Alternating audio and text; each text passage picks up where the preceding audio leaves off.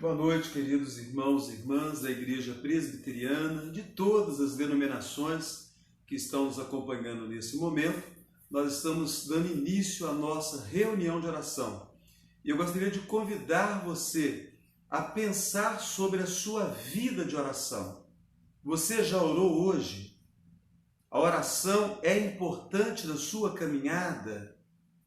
Quais são os momentos que você mais se envolve com oração? O Evangelho de Lucas, o capítulo 11, os versículos de 1 a 4 nos trazem um texto muito conhecido. Eu tenho certeza que você conhece muito bem esse texto. De uma feita, estava Jesus orando em certo lugar.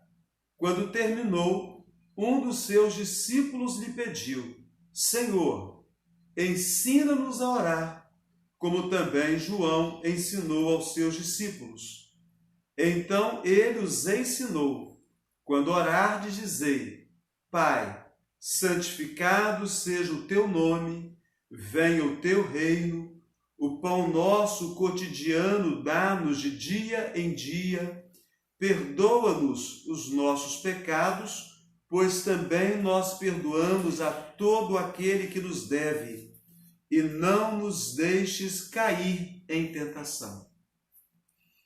Você conhece o texto, a oração do Pai Nosso, chamada oração do Pai Nosso ou oração dominical.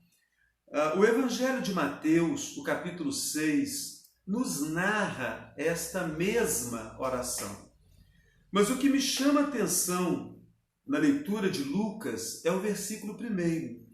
Eu não vou tratar essa noite dos elementos dessa que é a única oração ensinada pelo Senhor Jesus. Só há uma oração que o Senhor Jesus ensinou, e foi essa que temos chamado de a oração dominical ou a oração do Pai Nosso. O que eu quero tratar com você é justamente o versículo 1. Mateus não relata, mas Lucas faz esse relato para nós. Jesus orando em certo lugar. Observando as Escrituras, nós temos condições de percebermos com muita facilidade que Jesus se ausentava dos discípulos para orar sozinho. Então ele estava em certo lugar. E um discípulo em particular, as Escrituras não nos relatam o nome desse discípulo, observou Jesus orando. E aquilo tocou aquele discípulo. Aquilo comoveu aquele discípulo. Ao ver Jesus orando, ele sentiu-se muito comovido. E é fácil nós entendermos os motivos de tal comoção. O ministério do Senhor Jesus era um ministério muito atribulado. Eram os religiosos que o perseguiam, eram as multidões que estavam desejosas dele para satisfazer as suas necessidades. Eram as lideranças políticas, as lideranças romanas ali em Israel, que observavam qualquer ameaça contra o governo romano. Eram os diversos casos de pessoas endemoniadas que atormentavam ali diversas pessoas. E aqueles demônios, em confronto com Jesus, eles fugiam, deixando libertas aquelas pessoas. O ministério de Jesus era muito intenso.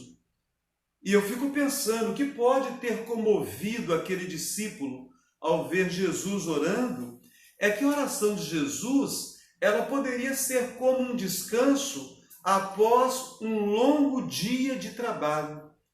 Não obstante o ministério tão intenso como o de Jesus, Jesus se levantava da oração com certeza com um semblante renovado. Então, isso pode ter comovido aquele discípulo. Como podia alguém que sofria tanta pressão no ministério, no seu chamado, estar sempre bem disposto para Deus, para realizar a obra que Deus havia determinado a ele, como Jesus estava sempre pronto a fazer? Então a oração se apresentava para aquele discípulo como um descanso num dia de trabalho. E você precisa orar, porque você precisa descansar a sua cabeça após um dia de trabalho, de repente um dia de muitas frustrações, ou após alguns problemas mal resolvidos da família. Eu também fico pensando que aquele discípulo foi muito comovido pela oração de Jesus, porque a oração de Jesus era como que uma preparação para os passos seguintes. O Senhor Jesus, a cada passo da sua caminhada, estabelecia de forma mais evidente que ele era o Messias. E também ficava evidente que ele caminhava para um fim, para um propósito, que culminava em que ele fosse crucificado em Jerusalém. Então a oração deixava Jesus preparado para o passo seguinte. E nós muitas vezes olhamos para a vida com muito temor, com muito medo.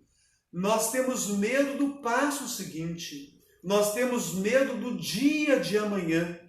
O Senhor Jesus, quando orava, estava se preparando para o dia de amanhã. Então esse discípulo sentiu-se comovido. E ele faz um pedido aqui: ensina-nos a orar, como também João ensinou aos seus discípulos.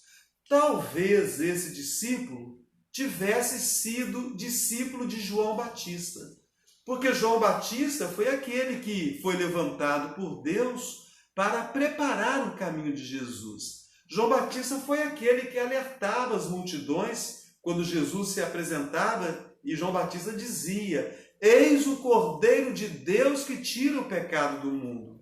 Acerca de Jesus, João Batista disse: eu não sou digno sequer de desatar a sandália dos seus pés. É necessário que ele cresça e que eu diminua.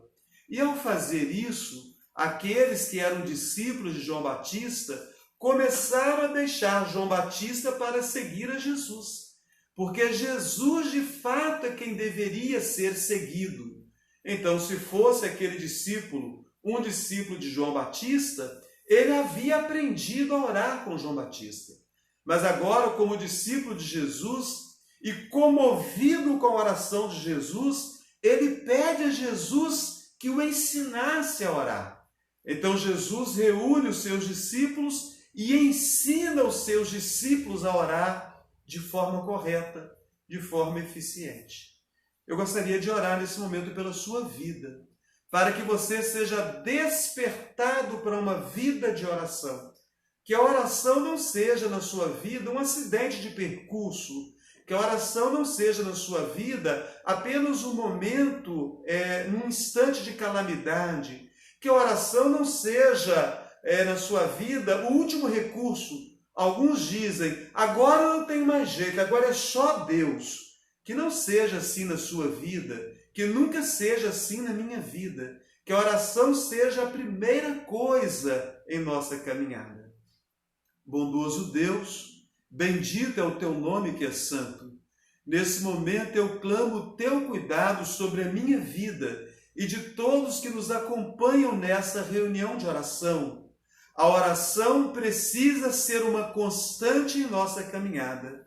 O Senhor Jesus esteve sempre envolvido com oração.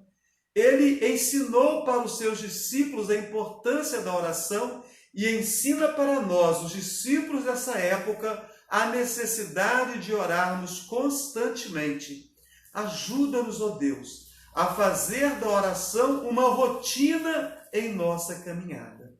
Assim nós oramos no precioso nome daquele que nos ensina a orar, o nome santo do Senhor Jesus. Amém. Nós também temos, na nossa reunião de oração, tido a preocupação com a nossa família, os nossos filhos. É o que nós chamamos do Projeto Ana, as mulheres da igreja envolvidas em oração. É claro que quando nós falamos as mulheres da igreja, é porque é um projeto que partiu das mulheres. Mas nós, homens, pais, nós precisamos estar orando pela vida dos nossos filhos. Nas últimas 2 semanas eu compartilhei com vocês textos bíblicos que nos mostram mães em oração. Hoje eu quero compartilhar um texto que mostra um pai orando.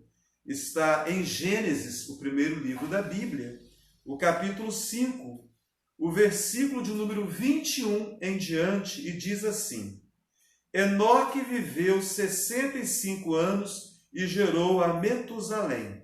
Andou Enoque com Deus, e depois que gerou a Metusalém, viveu 300 anos e teve filhos e filhas. Todos os dias de Enoque foram 365 anos. Andou Enoque com Deus e já não era, porque Deus o tomou para si. Metusalém viveu 187 anos e gerou a Lameque. Depois que gerou a Lameque, viveu Metusalém 782 anos e teve filhos e filhas. Todos os dias de Metusalém foram 969 anos e morreu. Lameque viveu 182 anos e gerou um filho. Pôs-lhe o nome de Noé, dizendo: Este nos consolará dos nossos trabalhos e das fadigas de nossas mãos nessa terra que o Senhor amaldiçoou. Depois que gerou a Noé, viveu Lameque 595 anos e teve filhos e filhas. Todos os dias de Lameque foram 777 anos e morreu. Era Noé da idade de 500 anos e gerou a Sé, Cã e Jafé. Esse texto introduz para nós a história de Noé. E o que chama a nossa atenção, com certeza, é a oração que um pai faz a favor do filho. A oração de Lameque pelo seu filho é alguma coisa que nos comove. Nós temos vivido tempos de um desajuste familiar muito grande, de sorte que é possível que você já tenha tido a triste experiência de estar presente em uma família em que de repente o pai amaldiçoa o filho, ou o filho amaldiçoa o pai.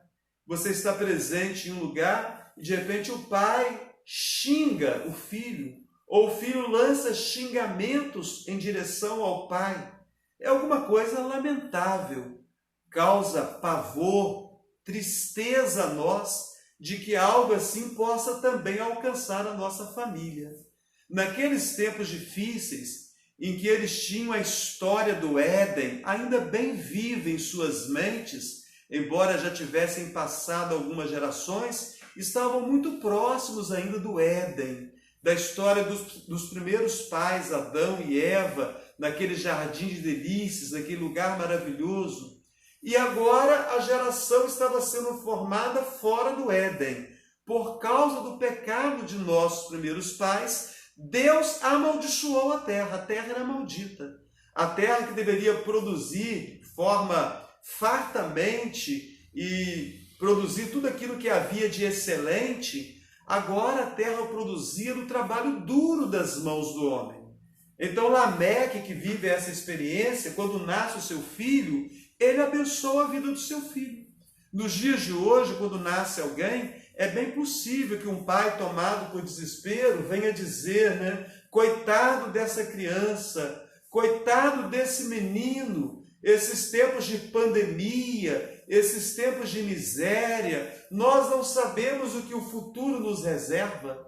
Geração nenhuma nunca soube e nunca saberá o que o futuro reserva. Nós precisamos aprender a viver sempre firmados no dia de hoje. Basta o mal de cada dia. Nós confiamos na provisão de Deus para o dia seguinte. Então Lameque diz: este menino nos consolará nessa terra que Deus amaldiçoou. Esse menino vai ser a nossa alegria. Esse menino vai mudar a nossa sorte. Esse menino vai ser uma bênção para nós. Mas eu quero dizer a você que chama também a minha atenção a estrutura familiar daquele menino. No versículo 21 fala de Enoque. Enoque não morreu como morrem todos os homens. Ele foi tomado por Deus. A Bíblia fala: andou Enoque com Deus e já não era, porque Deus o tomou para si. Então esse antecedente de Noé, esse seu tataravô, Enoque, foi um homem que andou com Deus. O seu trisavô, ou o seu bisavô, Metusalém, a Bíblia fala que viveu 969 anos. Longevidade nas Escrituras é sempre entendido como bênção de Deus, como cuidado de Deus. Aqueles que experimentam longevidade são aqueles que alcançaram a graça, alcançaram o favor de Deus. Esse Lameque alcançou o favor de Deus. E nós temos a história desse Lameque. Esse Lameque gera um filho, esse Metusalém gera um filho chamado Lameque, que vai ser o pai de Noé. E Lameque é alguém que abençoa a vida do próprio filho. Então, o pai foi um homem que abençoou o filho. O avô Metusalém foi um homem que teve uma longevidade muito grande. O bisavô, o Enoque, foi um homem que andou com Deus, com uma estrutura familiar. O que os nossos filhos precisam é de uma boa estrutura familiar. E uma estrutura familiar boa não é aquela que ofereça recursos financeiros, mas é aquela que ofereça vida com Deus. Nós temos alguns pedidos de oração. Mães que estão fazendo pedidos pelos filhos. Aqui nós temos de Espera Feliz a Ana Lúcia. Ela pede pelos filhos Iago e Ícaro e também pelo neto Miguel. Nós temos a Jussara que pede pelos filhos, pelo Júlio Américo e Elisa. A Jussara também de Espera Feliz. Nós temos a nossa irmã Miriam, esposa do reverendo Jonas, que pede pelos filhos Jonatas, Raquel e Lucas. O Jonatas e o Lucas, que estão com eles ali em Passos, e a Raquel, aqui membro da Igreja Batista, PIB, aqui conosco em Muriaé. Os nossos irmãos Inácio e Ivani, de Espera Feliz, que pedem pelos filhos e pelos netos. Então nós temos esses pedidos de oração pelos filhos. E você que tem também o seu filho, e de repente passando alguma aflição na criação do seu filho, você pode nos seus comentários citar o nome do seu filho. De repente você passa por alguma aflição, ou você está muito feliz e você está pedindo a bênção de Deus para que o seu filho continue abençoando a vida da sua família, continue abençoando a sua casa. Eu também levanto aqui um pedido de oração pelos aniversariantes da semana. A nossa irmã Dona Maria Mello está fazendo aniversário hoje, uma anciã da nossa igreja, uma das colunas da nossa igreja. Ontem o Rui Júnior aniversariou, amanhã a nossa irmã Zenite vai estar aniversariando, no dia 12 o nosso irmão diácono Gabriel. Então nós pedimos aqui por esses filhos, por esses que estão aniversariando. E nesses tempos de pandemia, nós recebemos informações que nos assustam muito. Nós temos vivido tempos de muita violência contra a mulher. E nesses dias de isolamento social, aumentaram os casos de violência contra a mulher. Então nós precisamos orar pelas mulheres. E nós precisamos também agir. Não só estar orando, mas nós precisamos denunciar qualquer caso de violência doméstica. De repente você pode ajudar um vizinho, você pode ajudar um parente, orientando essas pessoas acerca da violência. O agressor precisa ser confrontado, que isso é errado, que ele não tem direito de cometer tal violência. E nós podemos fazer esse alerta pessoalmente e denunciando principalmente. Porque a violência contra a mulher tem que ser erradicada. Nós não podemos permitir que isso em nosso país continue uma coisa comum. Todos os anos mulheres sofrem violência, mulheres estão morrendo vítimas de violência, e esses dias de isolamento social aumentaram os casos de violência contra a mulher. Então vamos orar, e eu gostaria que você participasse comigo orando, escrevendo nos comentários pequenas frases de oração pelos filhos, pelos aniversariantes, pelas mulheres vítimas de violência, que elas tenham coragem de denunciar este abuso, as pessoas que convivem com essas mulheres, parentes, irmãos em Cristo. A igreja não pode se calar, pastores não podem ficar calados diante dessa situação. Então vamos levantar um clamor por essas mulheres, para que Deus possa socorrê-las também. Participa conosco, orando nesse momento, escrevendo a sua oração aí nos seus comentários. Bondoso Deus, maravilhoso é o Senhor. Em todo tempo nós precisamos levantar oração pelas nossas famílias. A tua palavra diz que filho é herança do Senhor, filho é bênção do Senhor. Mas tem famílias que estão sofrendo muito. Tem filhos que têm sido motivo da dor, do choro, do desespero de pais, de mães, de avós. Ó Deus, visita neste momento as famílias que estão participando conosco desta reunião de oração. Aqueles que têm experimentado alegria no lar. Conceda, ó Deus, que os seus filhos continuem firmes nos retos caminhos do Senhor. Permita, ó Deus, que esses filhos continuem honrando os seus pais. E aqueles que têm sofrido com filhos rebeldes, visita o coração desses filhos neste momento, ó Deus. Aplaca a ira desses filhos. Se porventura esses filhos têm sido alvo de demônios, que só possa libertá-los. Se porventura a maldade do próprio coração tem impelido esses filhos a praticar o mal em seus lares, toca, ó Deus, na mente desses filhos e desperta-os neste momento. Também visita os pais que estão orando.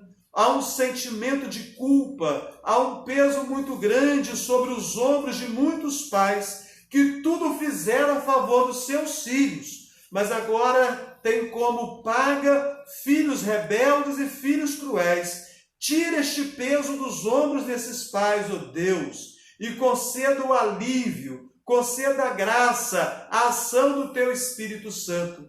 E aqueles pais que neste momento têm consciência que não criaram os filhos no caminho do Senhor, que não disciplinaram os filhos quando deveriam ter feito, ó Deus, acalma o coração desses pais, que a partir desse momento eles levantem um clamor, que eles reconheçam as suas falhas e que eles busquem em Ti, ó Deus, a bênção para os seus filhos.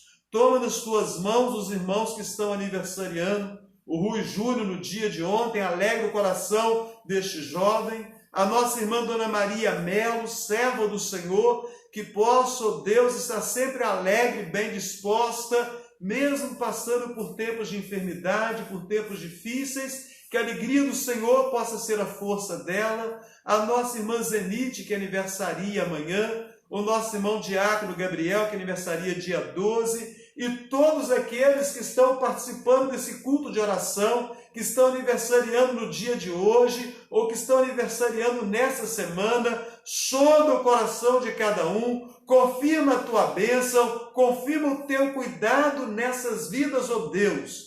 E nós levantamos um clamor a favor das mulheres vítimas de violência.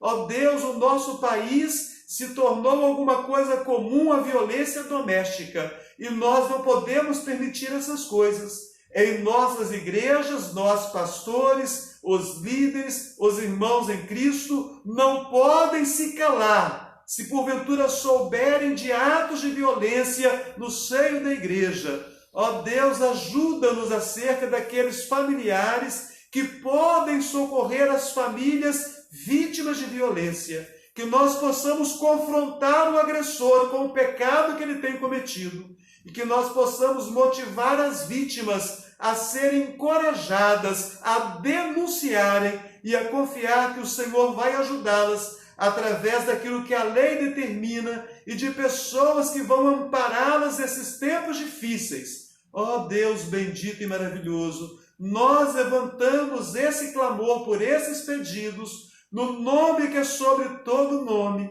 o nome santo e precioso do Senhor Jesus. Amém. Os pedidos que foram apresentados aqui nos comentários, nós sempre vamos estar trazendo à tona na reunião seguinte. Então você que apresentou, que está apresentando o pedido de oração, pode ficar tranquilo, que na próxima semana vamos estar iniciando, como fizemos hoje, apresentando o seu nome e os pedidos pelos quais você tem clamado, mas hoje ainda nós vamos orar por essas idas. E para nós encerrarmos o nosso momento de oração, eu gostaria de convidar a todos que orassem pelas lideranças em nossas igrejas, os nossos pastores, presbíteros, diáconos, as lideranças locais das diversas denominações. Nós estamos vivendo aqui um momento difícil no Brasil e no mundo. Nós, pastores, sofremos muita pressão. Algumas pessoas dizem para nós o seguinte: você fechou a igreja, você não tem fé suficiente. Aqueles que abrem as igrejas, alguns dizem para eles: vocês são irresponsáveis, vocês não têm zelo pela saúde nem dos próprios membros. Então nós, pastores, sofremos toda sorte de pressão. Eu digo que nós precisamos estar zelosos daquilo que as Escrituras nos ensinam. A Bíblia fala que a igreja, nós devemos nos amar uns aos outros, devemos cuidar uns dos outros. Nesses tempos de pandemia, as nossas autoridades de saúde têm entendido que este isolamento é necessário. É claro que todos nós estamos sofrendo. As pessoas que precisam trabalhar estão muitas vezes tomadas de muita angústia e algumas estão até deprimidas. Mas nós precisamos obedecer às autoridades. As nossas igrejas vão continuar fechadas até que as autoridades determinem que possamos abrir, a fim de estarmos realizando os cultos com segurança. Mas durante esse período, nós, pastores, presbíteros e lideranças, não podemos nos descuidar do rebanho que Deus nos concedeu. Então eu quero apelar a todos os pastores: nós precisamos ter cuidado com o nosso rebanho, estar ligando para os irmãos idosos, estar ligando para os demais irmãos, enviando mensagens de apoio, sabendo se alguém está precisando de alguma coisa. Nesses tempos de pandemia e isolamento, algumas pessoas são tomadas de pânico.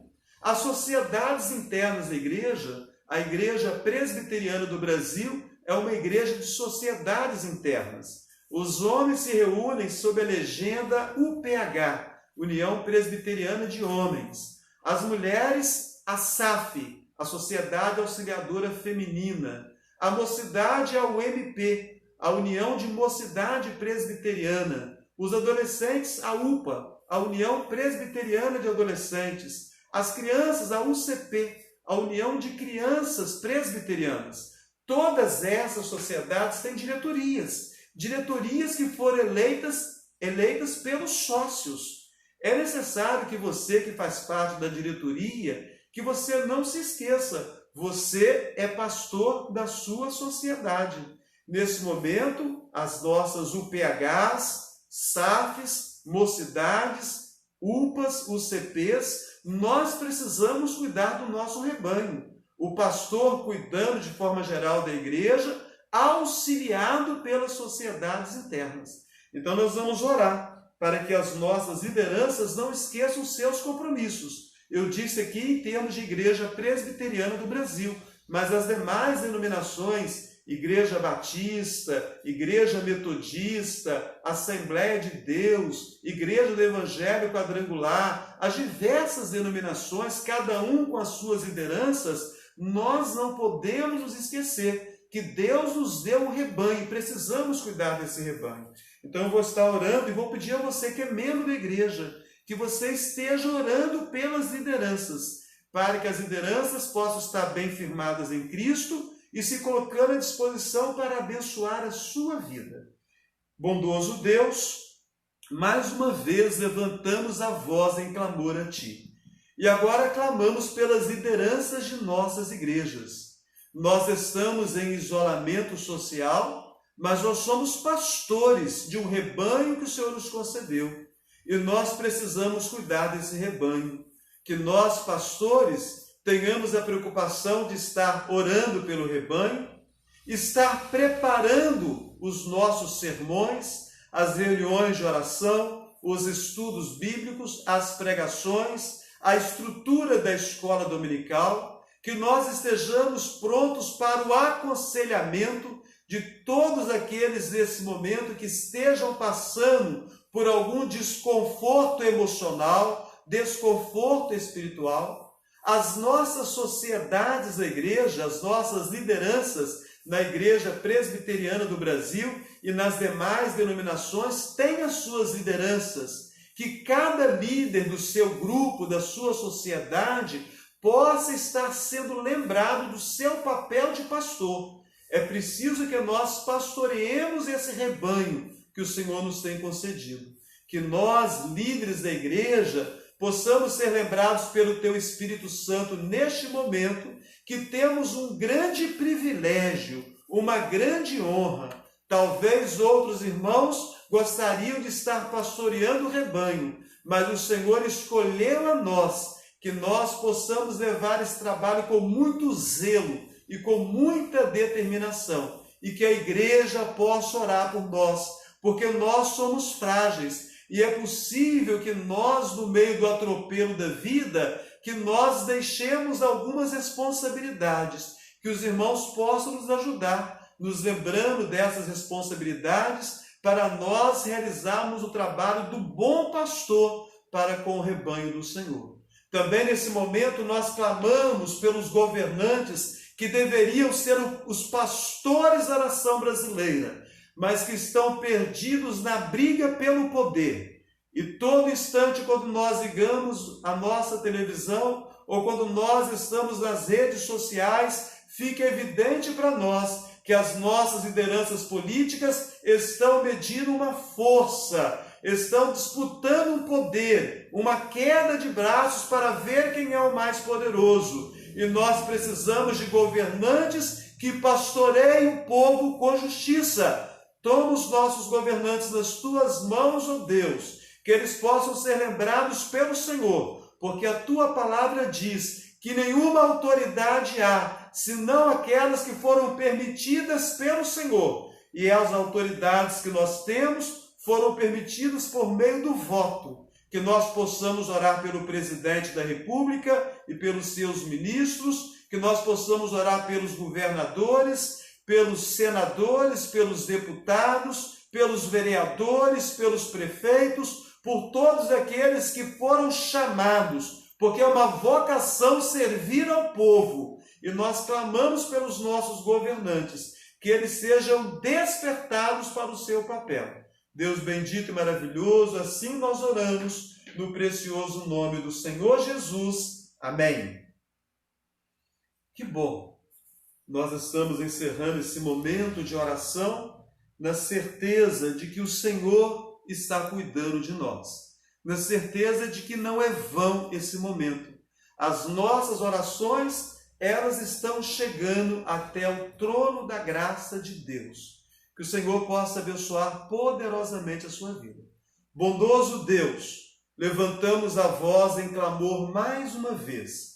Dá-nos uma noite de paz e de refrigério, na certeza de que este momento não foi perdido, porque as nossas vozes não são ouvidas pelos governantes, as nossas vozes não são ouvidas muitas vezes por aqueles que estão próximos a nós, a quem nós clamamos pelo socorro, mas as nossas vozes são ouvidas pelo Senhor. As nossas orações chegam como aroma suave ao trono da Tua graça. Ó Deus bendito, com o Teu Espírito Santo, derrama o bálsamo agora sobre a nossa mente e o nosso coração, nos dando a paz que vem de Ti. Assim oramos, em nome do Pai, do Filho e do Espírito Santo. Amém.